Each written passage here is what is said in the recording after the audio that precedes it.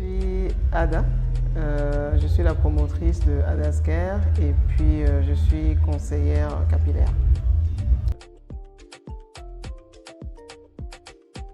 Si je me souviens, lorsque j'ai fait mon Big Shop, j'avais un supérieur hiérarchique à l'époque qui m'a connu avec des cheveux défrisés, longs et tout ça.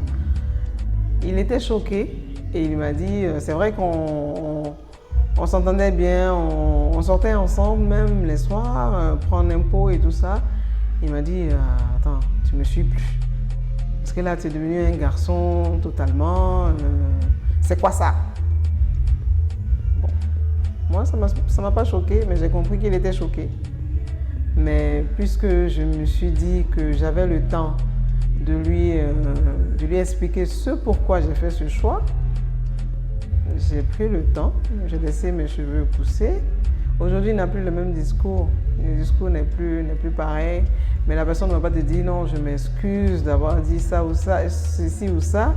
Pas sûr qu'elle se souvienne également. Mais le plus important, c'est que la personne comprenne que garder ses cheveux naturels pour une Africaine, c'est important, c'est plus sain.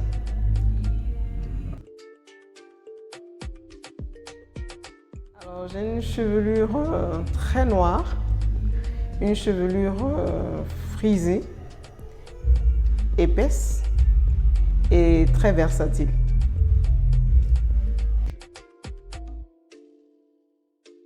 Je pense tout de suite à l'afrobeat de Fela Kuti.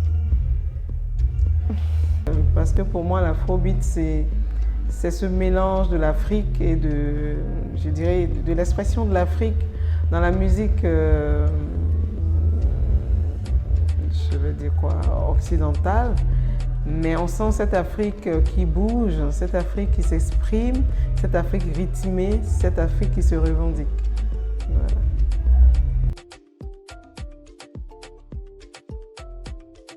Pour une femme qui veut devenir nappy, d'abord, il faut une transition psychologique. Pourquoi? Parce qu'il faut savoir d'abord pourquoi on choisit de garder ses cheveux naturels. Ensuite, savoir s'informer. Comment est-ce que je vais les entretenir? Et ensuite, se préparer pour répondre aux différentes questions, aux différents propos désobligeants qu'on aura de la part de son entourage. Ça, c'est une préparation psychologique. Il faut se préparer et la préparation, je vais dire, cognitive. Il faut s'informer, chercher à savoir comment est-ce que je vais entretenir mes cheveux. Si je coupe mes cheveux, voici la nature de mes cheveux. Voilà comment est-ce qu'ils vont se présenter. Il ne faut pas être surpris par la nature de ses cheveux. Il faut être préparé à l'accueillir. Et ensuite, il y a la transition capillaire qui est possible. C'est de soit garder les cheveux défrisés et laisser pousser les cheveux naturels à la racine et apprendre au fur et à mesure que la racine pousse à les entretenir. Donc, tu prends déjà l'habitude d'entretenir tes cheveux naturels qui sont en dessous et tu commences à faire ton deuil, je peux dire ça comme ça, des cheveux défrisés. Parce qu'aujourd'hui, beaucoup de femmes veulent garder leurs cheveux naturels. Et évidemment, les soins, le service coûtent cher. Alors qu'on parle de nos cheveux naturels, normalement, ça ne devrait pas coûter cher. Parce que normalement, c'est quelque chose qu'on connaît, c'est quelque chose qu'on sait faire et ça ne devrait pas coûter cher. S'il coûte cher, c'est un peu de la surenchère qu'on fait et je comprends les femmes qui le disent, sinon, ça ne l'est pas.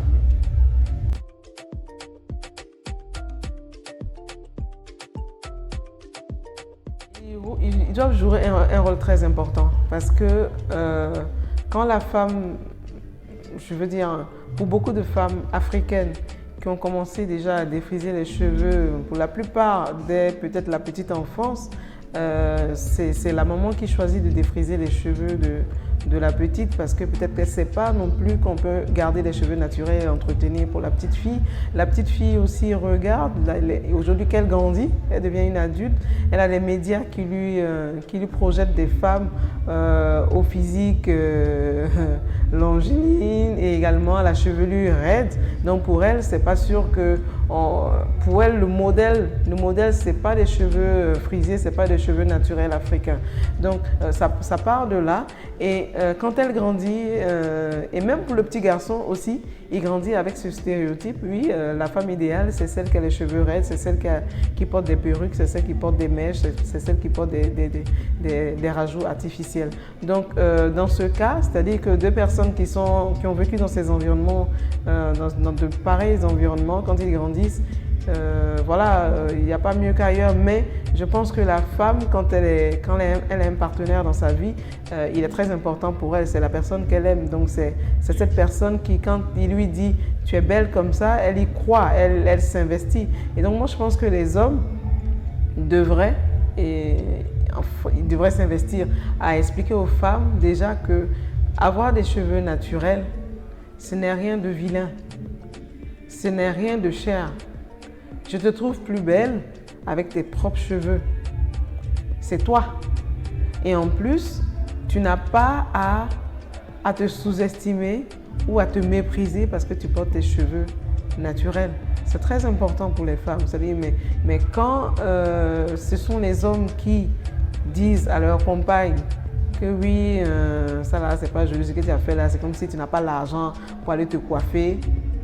Ça ne peut pas encourager. Les femmes sont obligées d'aller au salon, d'aller faire un tissage ou d'aller se défriser pour éviter d'entendre de pareils commentaires de l'homme qu'elles aiment. Donc je pense que les hommes ont une part de responsabilité aussi dans le choix des femmes de garder leurs cheveux naturels.